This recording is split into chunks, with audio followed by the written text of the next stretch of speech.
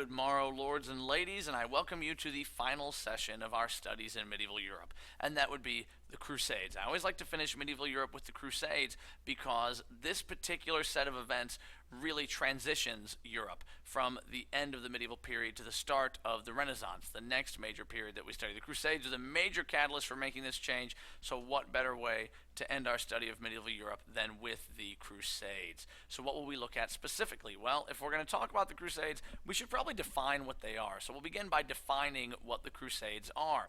And Jerusalem is a big part of the Crusades and what a lot of it is about, so we'll figure out what makes Jerusalem so important for people of three religious faiths, particularly those in Western Europe, and why they're willing to go fight for it.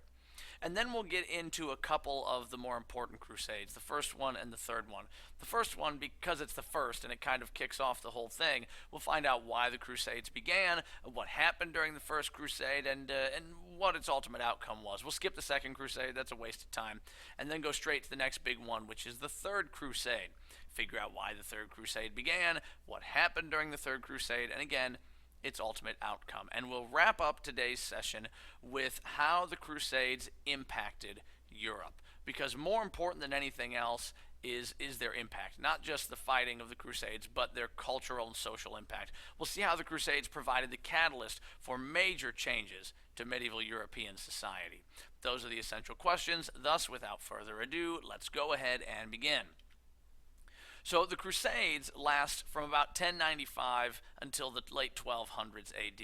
And by definition, these things are military expeditions fought by European Christians to recover the Holy Land from the hands of the Muslims. And those people who go to fight in the Crusades were called Crusaders. And the Crusades themselves consist of a series of 9 wars that are fought over a period of roughly 200 years or so. And the Crusades are going to have a major impact on medieval Europe, namely in that they facilitate the transformation of medieval society away from the medieval period, and they begin this transformation into the next sort of epoch of history, the new time period, the Renaissance, a great period of growth and economic and social prosperity in Western Europe. And the Crusades play a major role in ushering in the start of this time period. Now, to really understand the Crusades and why they took place, we first have to know what makes Jerusalem so important, because that's really the crown jewel of what everyone is fighting over.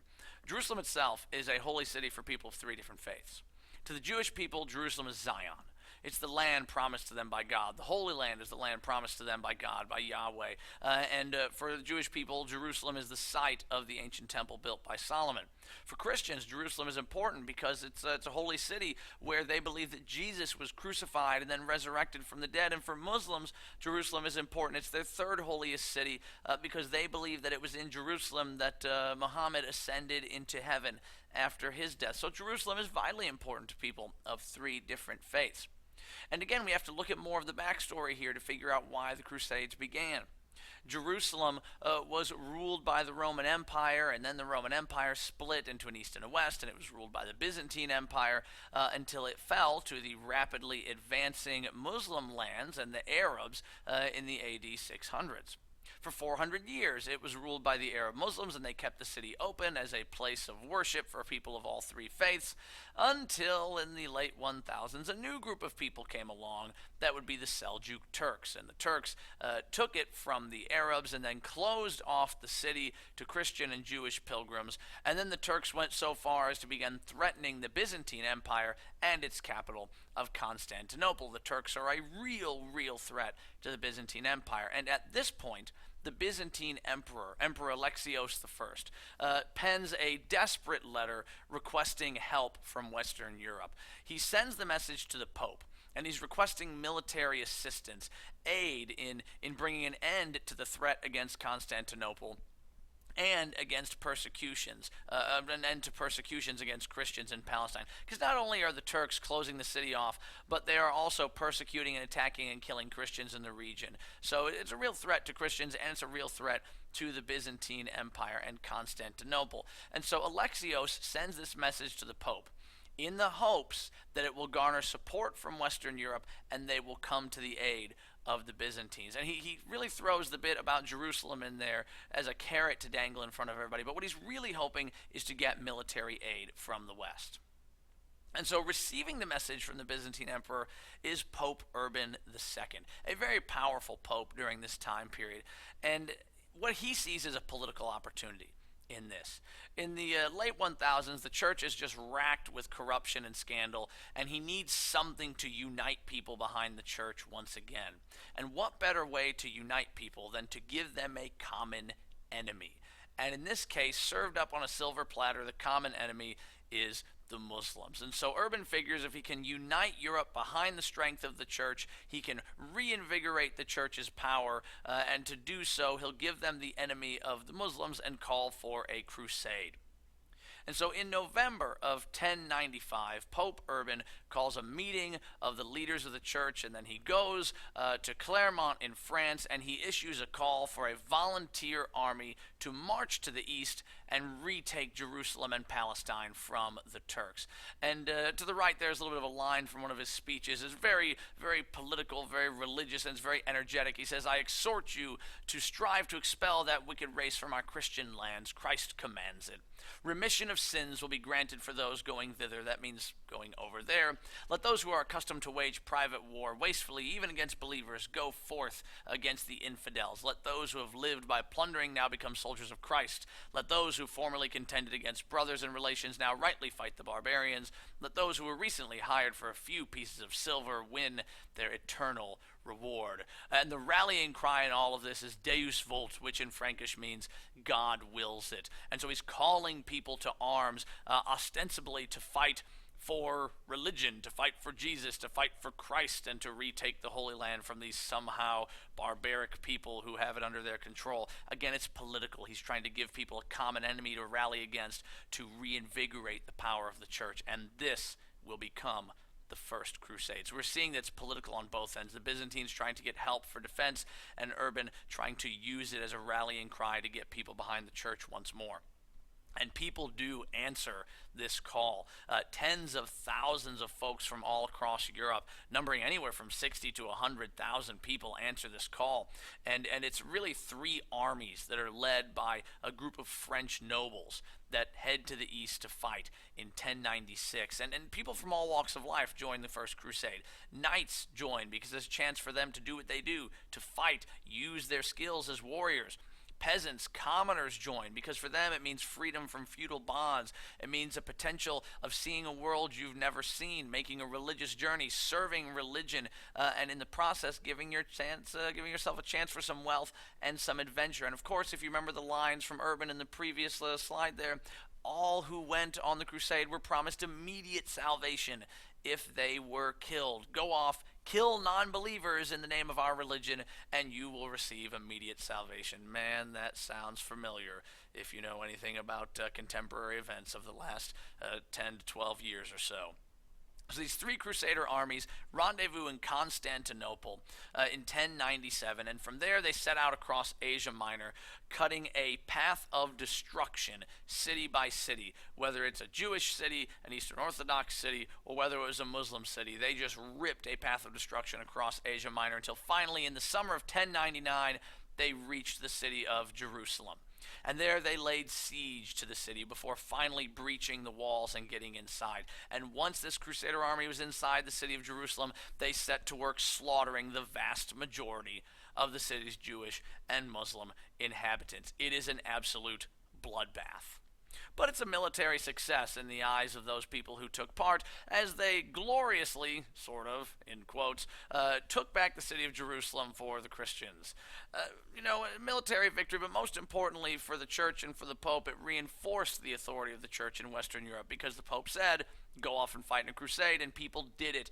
And so really everybody, the political players, got what they wanted. The Byzantines got relief against the Turks, and the Pope reunited people behind the church and gained greater power for the church. And then a lot of innocent people die in the process.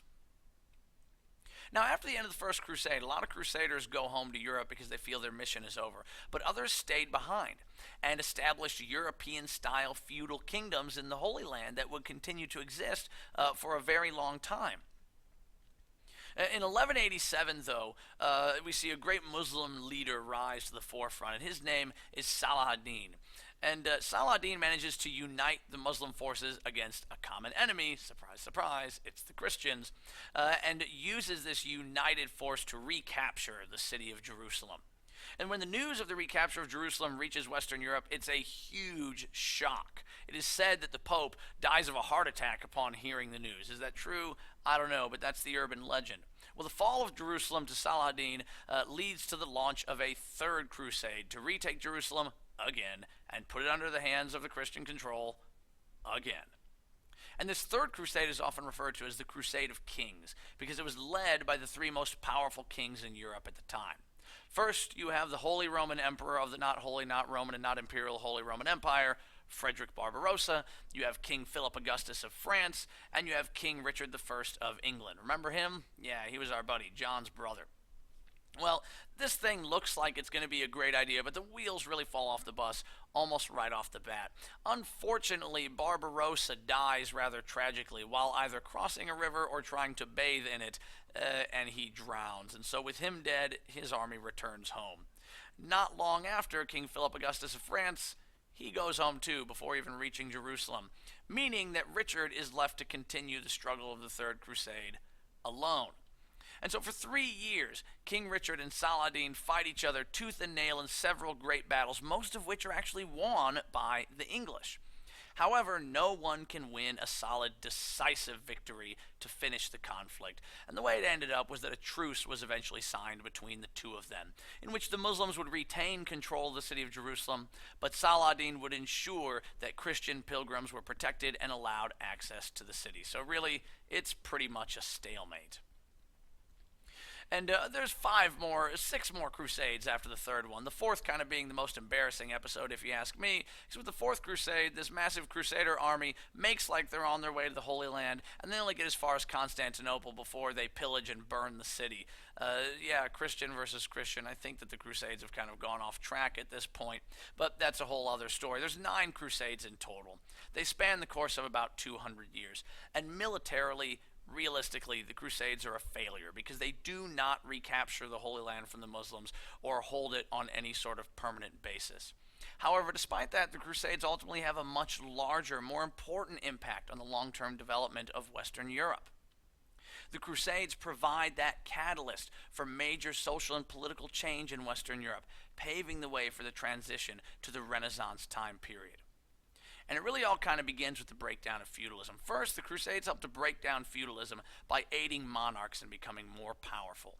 A lot of nobles give up their land to go fight in the Crusades or journey to the Holy Land, and many others die while fighting in the Crusades. In these cases, the land reverts back to the king. This helps to break down feudalism, it weakens the nobility, and makes the king stronger. And kings are further strengthened when they levy their own taxes and raise their own large royal armies to fight in the Crusades. So feudalism is breaking down, and kings are becoming more powerful. That's the first way the Crusades changed Europe. Additionally, during the Crusades, the Europeans come in contact with the much more advanced Byzantine and Muslim civilizations, whose levels of intellectual, technological, and cultural development are far beyond that of Western Europe. And through contact and cultural diffusion, the Crusaders bring back to Europe new knowledge and new technology. They also bring back classical Greek and Roman knowledge, classical Greek and Roman texts. And this new knowledge helps to fuel the transition from medieval period to Renaissance. Again, the Crusades are changing Europe. Finally, while in the East, the Europeans come into contact with items like silk and spices and other luxury goods. These are things you can't get in Europe. And this contact sparks a new demand for these luxury goods in Europe, but the only way to get them is through trade. And so as a result, the Western Europeans begin to engage in extensive trade with the East. Italian cities like Venice and Genoa, which were the hubs for Eastern trade, prosper immensely by transporting Eastern luxuries to Europe. And this revival of trade is going to spark economic growth, further leading to Western Europeans' transition out of the medieval period and into the Renaissance. We got the breakdown of feudalism, the return of knowledge, and trade and economic growth, all happening because of the Crusades. So now we're kind of wrapped up with all this. We kind of saw what the Crusades were. These holy wars fought for control of Jerusalem and the Holy Land. We saw the cause of the First Crusade, political as well as religious, the outcome, the Third Crusade. In the long run, the Crusades were kind of a big military failure, but they helped to change Europe by beginning the transition out of the medieval period and into the Renaissance. Guys, that's the end of the medieval period. Those are the essential questions. Make sure you study those and all others. I can't wait to talk to you about them the next time